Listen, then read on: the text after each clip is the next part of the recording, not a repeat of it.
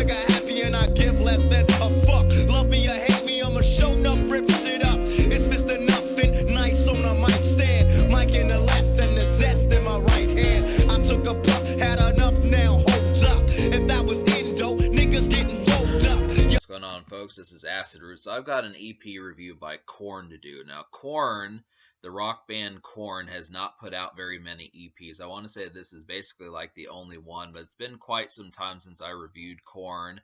I wanted to review their 2019 album, The Nothing, back in the day, but I didn't get around to it. It's a pretty solid project, but this all mixed up EP is not really original cuts. It's just basically a few remixes, a live song, and like an original song that's actually pretty solid. It's kind of like a gimmick and a novelty song. I looked up a review of this project just to kind of see the consensus on it, and I kind of feel like this review, the review that I looked up, had basically said that there was nothing noteworthy on this project minus the very brief novelty of Jingle Balls. And I kind of feel like, I think that there is something more to explore on this project. I don't think it should be as much as like a 2-minute or 5-minute write-off where it's just the quick novelty of the song and then that's it.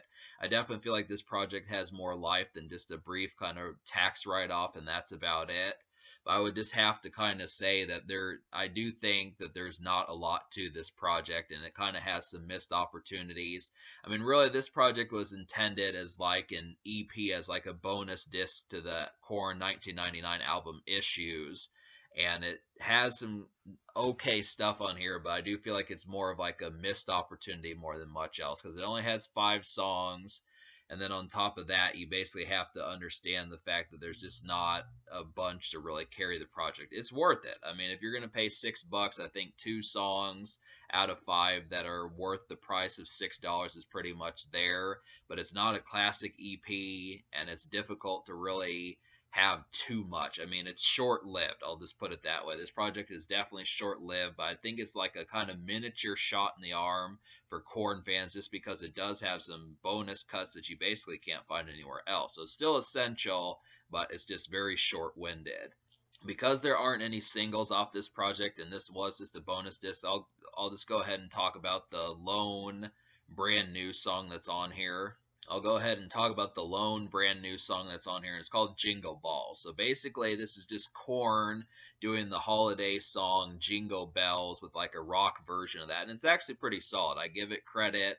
Definitely a song I would listen to in late November or December. It fits kind of like the holiday theme, just as long as you're not getting too kind of like peppy and preppy and that type stuff, and really getting into like the Christmas and Xmas spirit and all that type stuff.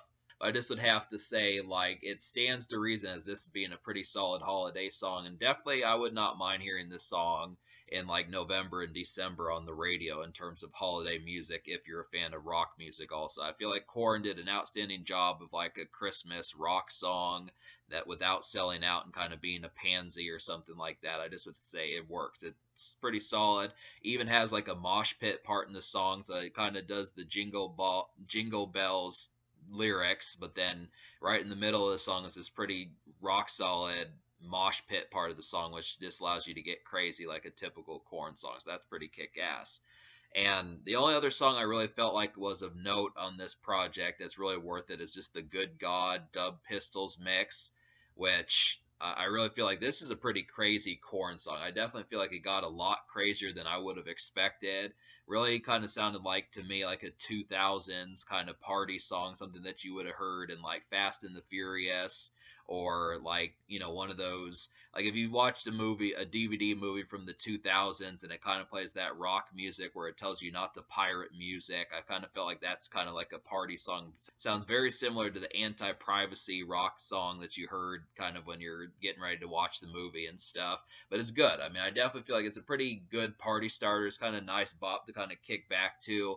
Really, it's just so mellow and lambent. It's just surprising as to how effective it really is in terms of the idea of it working. I was really surprised. It's the longest song on here, pretty lengthy, being 6.5 minutes damn near, but it still surprisingly pulls it off. It's just a nice kind of light techno and fun techno rock kind of song that Korn pulled off really well. But I really feel like yeah, I don't really like the Adidas song on this album just because it's the clean version and it's not too much to speak of. I mean, you might as well just get Life is Peachy because that's not a bad album by Korn, so you might as well just get it on there. There's no real reason to buy this project for that song.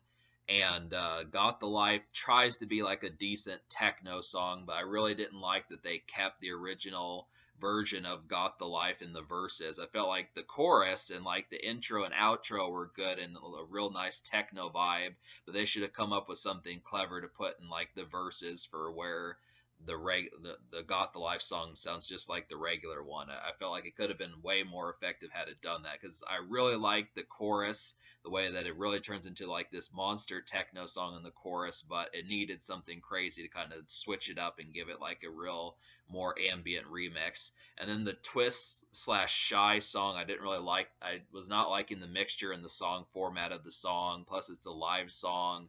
I kind of prefer just to would have. I would have preferred to have gotten just like an album cut, another song like Jingle Balls or something like that, just like a B side or something that Korn didn't use. Felt like that probably would have worked better. So, but yeah, me liking 2 out of 5 songs, I'll list them again. So I definitely recommend the Good God, Dub Pistols mix, and then the original song Jingle Balls, which is a pretty solid holiday song for rock music. So me liking 2 out of 5, I'm gonna give this album a 4 out of 10. This EP a 4 out of 10. 2/5, 40%. You know, you get the idea. 4 out of 10. Enough to warrant a purchase, but like I said, it's really short-winded. It's going to leave you really wanting more.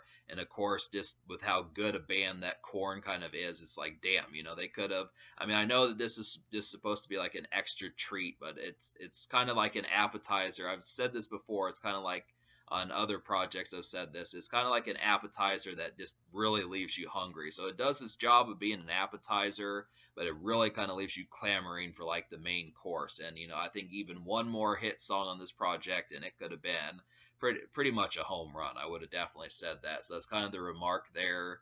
The social score, I don't know because I don't know if I'll score it that way just because I don't know if Jingle Balls was released as a single, but there's not an overabundance. I mean, they basically release singles as like the songs on the EP, but I'd probably give it like a 5 out of 10 just because it is pretty lit and it does have some party and club joints and electronic and techno moments on here, but it's just kind of divisive as to how much I think folks may like it in different instances. That's kind of the situation.